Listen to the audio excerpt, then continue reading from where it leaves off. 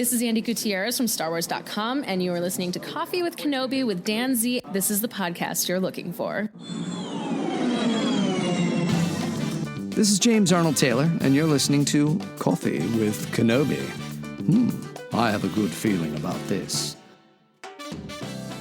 Joining us today for a cup of coffee. This is a huge plus for me and for listeners of Coffee with Kenobi. Back in 2013, August 2013, we booked the first guest ever for Coffee with Kenobi, and now he is back to talk about his brand new book, Star Wars: The Living Force. Of course, I'm talking about John Jackson Miller. John, welcome back. Your chair is a little dusty, but it's always ready for you. Welcome back to the show. I'm glad to be here. I'm actually just back from Memphis, where I had both the book launch for the Kenobi book and where I listened to that Kenobi podcast along with my mother 10 years ago. Where she heard it and said, well, you must actually be something right now, because people are discussing you. But yeah, that was, unlike then, I came back with a convention cold. So I'm at the end of it. So if I sound like B. Arthur from the Star Wars Holiday Special, that is what's going on. Hey, it just adds to the ambiance of everything. There you go.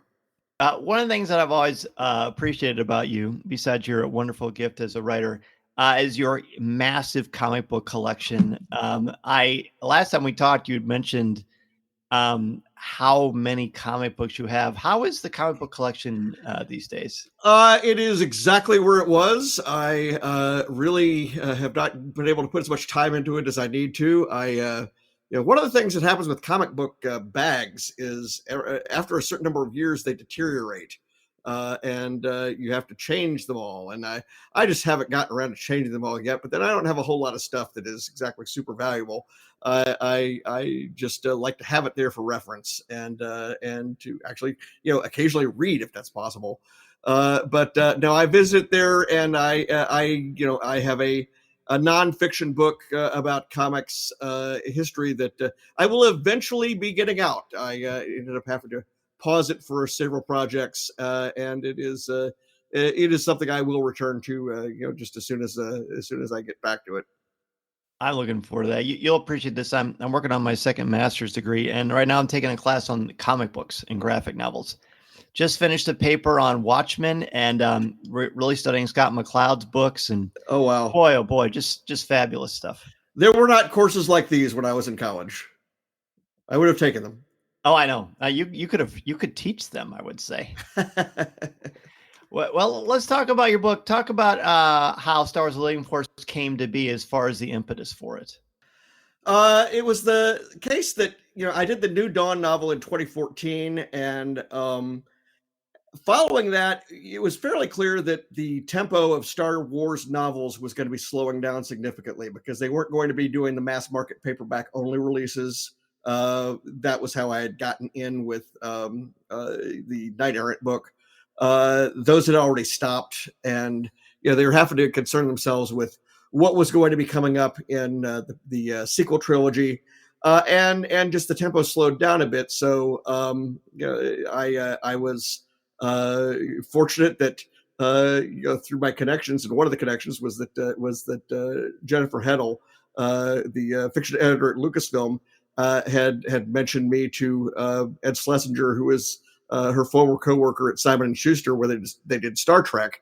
I was able to supplement the novel writing part of my work with Star Trek novels. I ended up doing 8 over the next several years.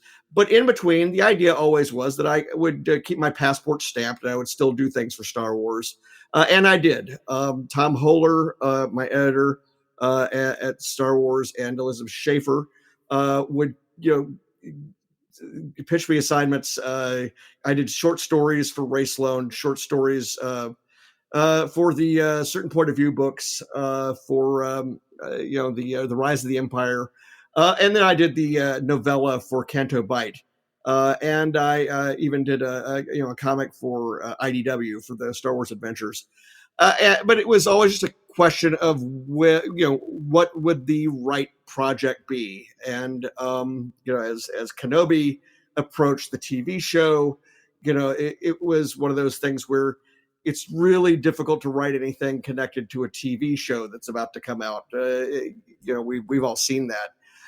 And so it was not clear, when anything would happen. And then it happened all at once. Tom let me know, okay, there may be something, and it might be sooner rather than later. And literally the day that my most recent Star Trek novel came out, I was on my way to the book launch party, which is the same store in Madison, Wisconsin, that's having the book launch party for Living Force on May 13th. April 13th, sorry. He said, would you like to write a book about the Jedi Council? And set a year before Phantom Menace. And I said, one, yes. And then two, I'd like to do it if I could have Qui-Gon walk into the Jedi Council and call them out and say, okay, you guys got to get out of this room. You are in the ivory tower here. There's towers all around you. Who knows which tower you're in at any one moment. You got to actually get out and see the people of the galaxy, see why the conditions for the fall of the Republic are ripe, see why the Jedi aren't as respected as you think they are. And it went from there. And so by the end of the year, we had a book. Wow. Well, you've played in the sandbox many times, but particularly this era. What makes this era of Star Wars so compelling for you? It is the end of a cycle. It is exactly where the High Republic begins and ends. That's up to them and the people working on that part of the franchise. But very clearly, everybody remembers that era. We have many Jedi counselors that were active in that era, and they would see the difference between what's going on then and what's going on in the days leading up to the Phantom Menace and the problem with the Separatists. They would see that there are these undercurrents happening, and they would see that the Republic has become more corrupt. It has become more fixated on parochial interests, on commercial interests, and I wanted to show that the Jedi were getting sort of roped into that, whether they wanted to be or not. Which, and boy, we're not going to spoil anything about the book, but it sure is rich. It's gonna foster a lot of great conversation, I think. But I think this next Jedi we're going to talk about, he fosters a lot of interesting conversation. We'll look at some of these Jedi individually. What is interesting to you about Mace Windu, and what did you learn about him while writing this book? Well, Mace is sort of the the face of the council. He's there to be sort of the representative that speaks in sentences that aren't half backward, like Yoda does. He's there to also sort of protect the traditions of the council as well, because he's mindful of what has come before. And I wanted to try to do a couple of things with him. First of all, I wanted to show that he was not made of stone, that he had this connection with Deepa Billaba, his Padawan, who is now on the council, and how he was handling that connection now that they were both colleagues.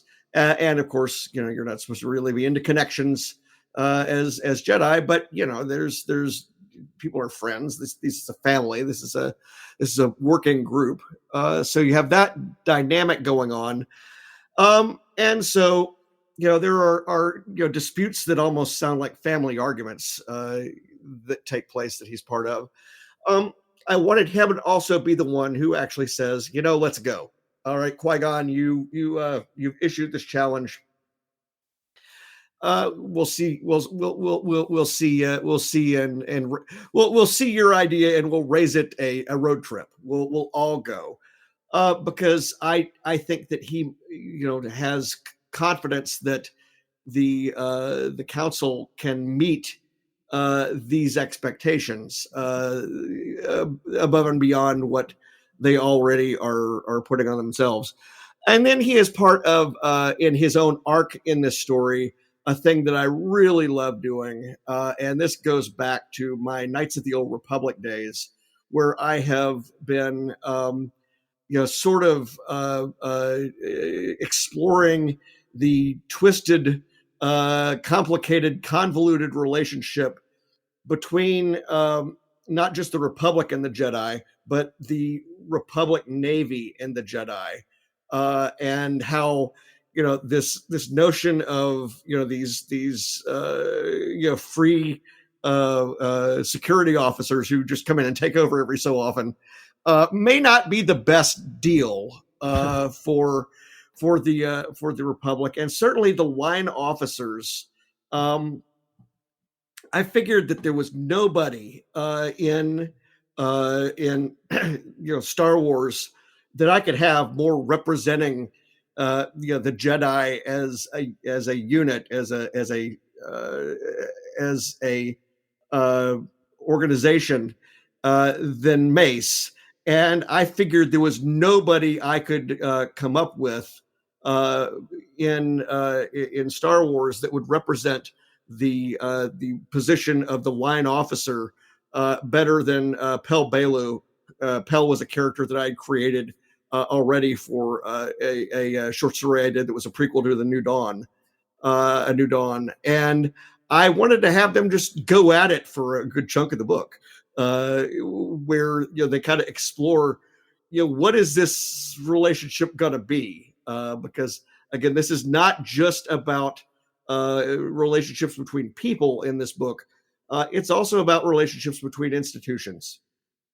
Right. I love that answer. And that's one thing I remember even from the beginning, how much food for thought you give us. And the reason I ask about Mace, and we'll talk about some of the other characters too, is that I've always told my students that there are two really good ways to learn something. It's either to write about it or to teach it. And in many ways, you're kind of doing both, because it is important. If Mace is always made of stone, yeah, then why would we care about him? But you through these different levels of rhetoric and discourse he has, I think it helps a lot. Yeah, I do. And again, I grew more sympathetic to the council, various members of the council, as I wrote the book myself. Because certainly with all the books that I've written where the council has been led astray or has, absolutely, Knights of the Old Republic. I mean, come on, that was the council more or less betraying or turning its back on an innocent person. I wanted to, take their side a little bit and see what they thought. I love that. Well, then let's transition over to Yoda. Yoda, of course, is probably the most well-known member of the Jedi Council. I think just for general audiences, you don't even have to be a Star Wars fan to know who Yoda is. I feel like he'd be more complicated in many ways because, a good book teaches us about a character. What did you learn? And I think The Living Force does that. What did you learn about Yoda through walking in his footsteps? Well, he's been there a long time, and this is a thing that I think is similar to the other long-lived characters that are on the council. Oppo, Urail, Yaddle.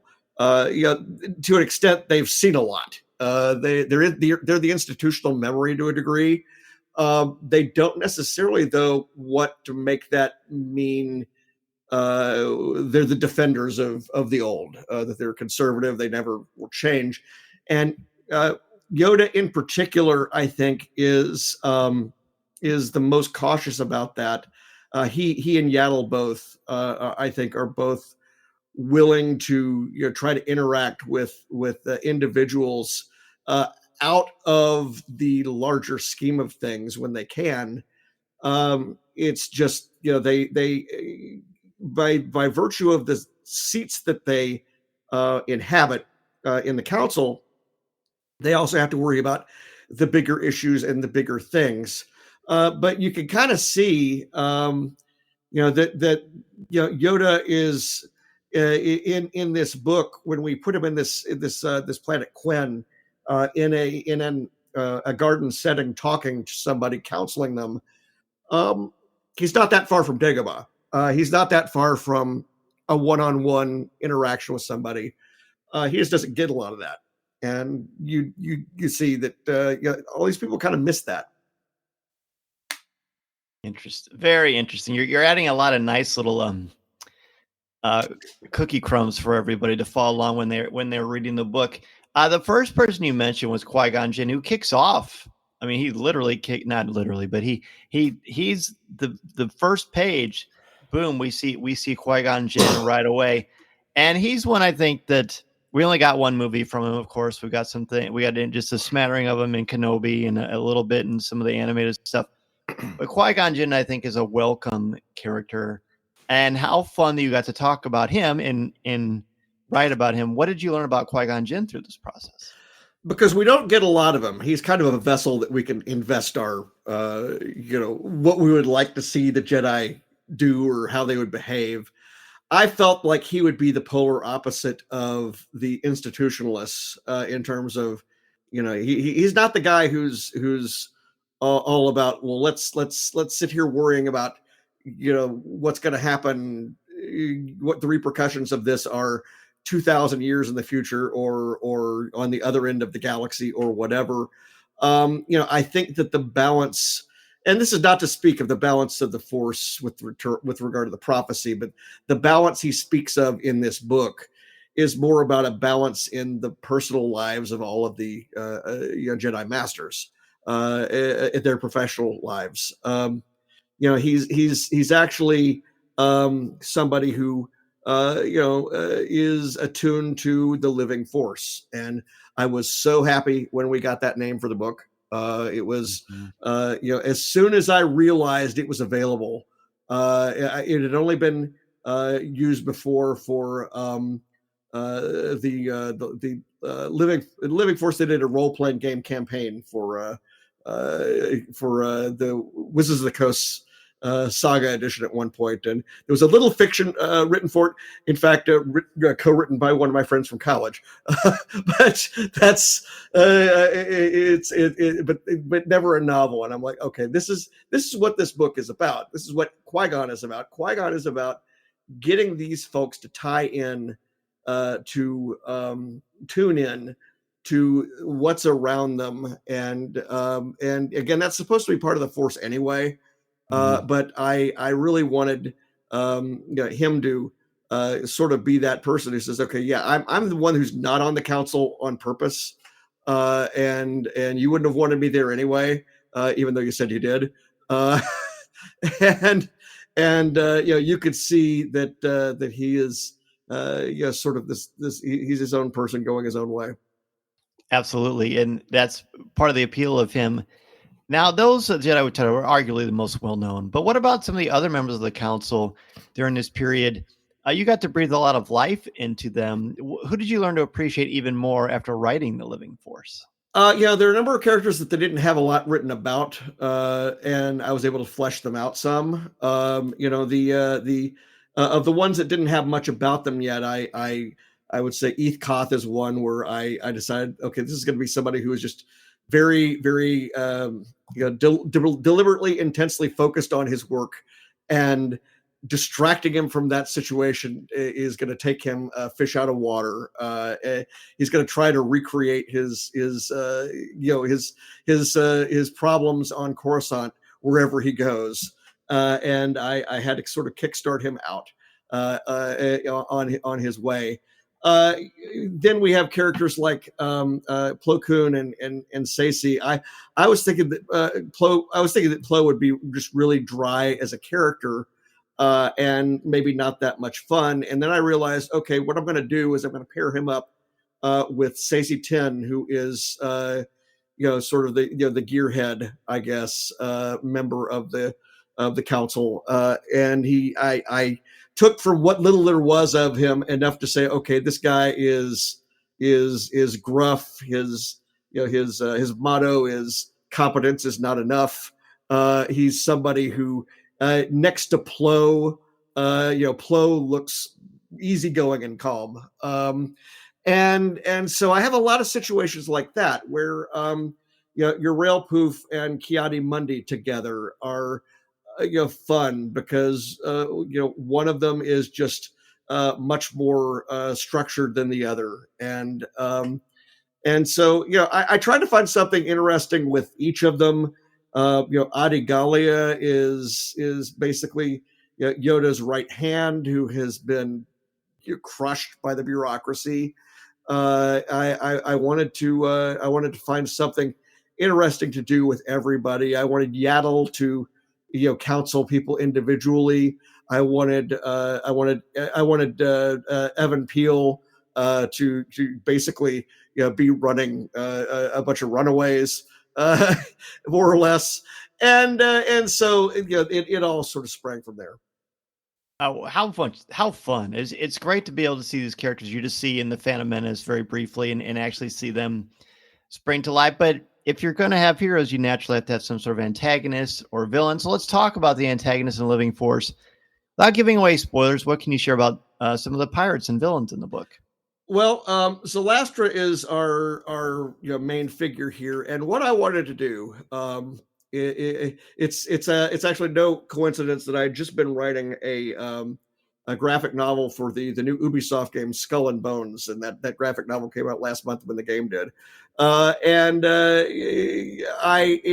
that all allowed me to sort of explore stories of pirates and how they lived and what they wanted. And I gave her a particular a goal and a particular motivation against the Jedi. But what I wanted to do was sort of show how in the vacuum of power, with the Jedi pulling back from various trade routes because the Republic was pulling business, and the Senate was shifting things places, and also because the Emperor is doing what the Emperor is doing, the future Emperor. I wanted to show that nature abhors a vacuum, and people will fill in to try to take power in places and take advantage of the lack of supervision and the lack of Jedi presence. And all of this, it all ends up showing how important the Jedi still are. And showing how important a Republic Navy would be, which they don't have. I wanted to show, what life would be like if you were on that, outside part of things. There are multiple different factions, and they are all battling with one another, and in a sense that drew back on my old book Knight Errant, where it was all the different Sith Lords, where it was just lots of different organizations and with colorful personalities atop each one. And then I wanted this chess master in charge, and that gives us the Zalastra. And I think one of your strengths is always writing about these characters, whether they are heroes or villains, who are on the outskirts or the traditions of what the archetypes are, and sort of fleshing that out. That, to me, that's some of my favorite things that you do. I appreciate that. Absolutely. Well, and speaking of that, it's not a question so much. We talked about the beginning of the show, but the book Kenobi will always have a special place in my heart. It was part of where Coffee with Kenobi started, which is so apt. But to this day, it's still one of my favorite Star Wars stories in any medium. So thank you again for writing that awesome book. I appreciate that. It is my best known book. I think right now it is probably just past New Dawn for the number of copies that are out there. New Dawn got a boost because it had the Rise of the Empire collection. But then Kenobi has now gotten all these other boosts from Tales of Kenobi, the Barnes and Noble collection, and now we have just announced that there is a hardcover coming with sprayed orange edges from Inkstone that people are able to start pre-ordering from Inkstone Books in England. They do ship overseas. And you know, and again, it's also just in multiple languages now and other places. So it's probably by far the more famous of the books. You know, I never anticipated any kind of a future like that for the book. You know, again, it was you know, the night it came out, I'm listening to your podcast, and as I said, my mother was like, "Okay, this is actually something here. You might actually be onto something." I you know, I appreciate the you know, patience that many readers almost certainly had to approach that book with, because it was not anything like they were probably expecting. You know, it is a book without lightsaber fights. It is a book without space battles. There is no Sith presence that shows up. It is it's an arrival story. It's a story about a man in pain who thinks everybody that he ever cared about is dead, and that he killed his best friend. And you know, it's also a story about the people of you know, the desert, and the people that he meets, and how he changes their lives, and changes their lives for the better in one case, how he, you know, creates justice for another, and so yeah, I'm happy with how it turned out. That's a book where I wouldn't change a word of it. I can't say that about everything I've ever done, but I can say that about that.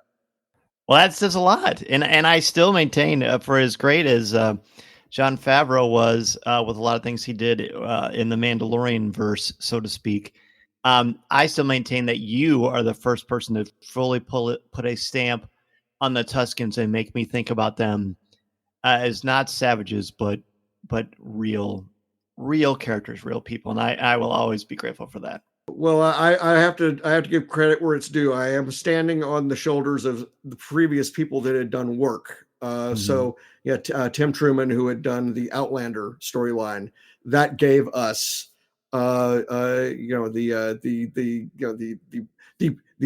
first Jedi who had gone to live with the Tuskens, and yeah, so I have to say that, you know, I developed upon that, you know, things about the twin sons religion, that sort of thing, that went from there.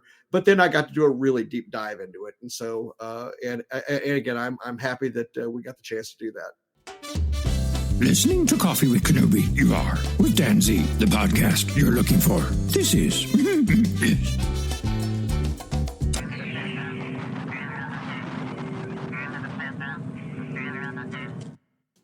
Yeah, it was great fun. It's always great fun when I see your name attached to anything. And so what can you share that we can look forward to in the future?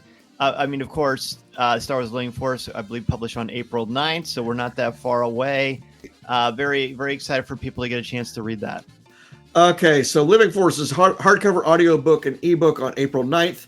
If people have not submitted their receipts yet to readstarwars.com/pre-order the Living Force. That is something that people can do until April 16th to get a free book plate if they're in the United States or Canada and over the age of 18. Also out in April, we've got out the trade paperback edition of my most recent Star Trek novel, Strange New Worlds: The High Country. In May, we have two releases from Marvel, which are the Epic Collection for Knights of the Old Republic, Volume 1, that is back in print after 9 years. That's the first third of the Knights of the Old Republic comics. It's a book that is very valuable because it's out of print, and now it'll be back out there. And also there is a omnibus coming out for Star Wars, Star Wars Legends.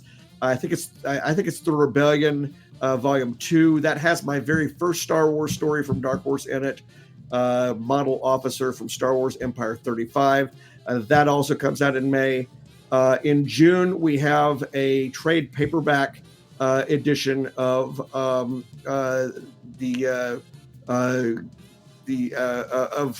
New Dawn coming out. That's one of we're beginning to move all of the a number of the books into trade paperback form, as folks have seen. I've already got out the special essential edition of Knight Errant, which came out in February. So people are finally able to read Knight Errant, both the comics and the novel, because that's still in print from Marvel. And then I have another major project, which is announcing probably in between this recording and this broadcast, and I'm not able to mention it. Excellent. We will certainly look forward to that, and I will obviously be looking forward to the next time I get to chat with you. Thanks again, John, for coming back on the show. Appreciate it, Dan. This podcast is not endorsed by the Walt Disney Company or Lucasfilm Limited. It is intended for entertainment and informational purposes only. The official Star Wars website can be found at www.starwars.com. Star Wars, all names, sounds, and any other Star Wars-related items are registered trademarks and or copyrights of Disney and their respective trademark and copyright holders. All original content of this podcast is the intellectual property of Coffee with Kenobi unless otherwise indicated. This is the podcast you're looking for.